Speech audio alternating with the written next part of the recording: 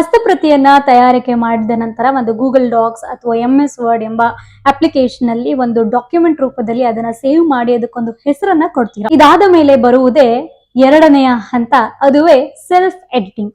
ಈ ಒಂದು ಹಂತದಲ್ಲಿ ಏನಾಗುತ್ತಪ್ಪ ಅಂದ್ರೆ ನೀವೇನೇ ಹಸ್ತಪ್ರತಿಯಲ್ಲಿ ಅಥವಾ ಮ್ಯಾನುಸ್ಕ್ರಿಪ್ಟ್ ಅಲ್ಲಿ ನೀವು ಟೈಪ್ ಮಾಡಿರ್ತೀರಾ ಅಥವಾ ಇನ್ನೊಬ್ರ ಹತ್ರ ಟೈಪ್ ಮಾಡಿಸಿರ್ತಾರ ಅಲ್ವಾ, ಈ ಟೈಪ್ ಮಾಡಿರುವಂತಹ ಹೋಲ್ ಡಾಕ್ಯುಮೆಂಟ್ ನ ಒಂದ್ಸಲ ಓದ್ತೀರಾ.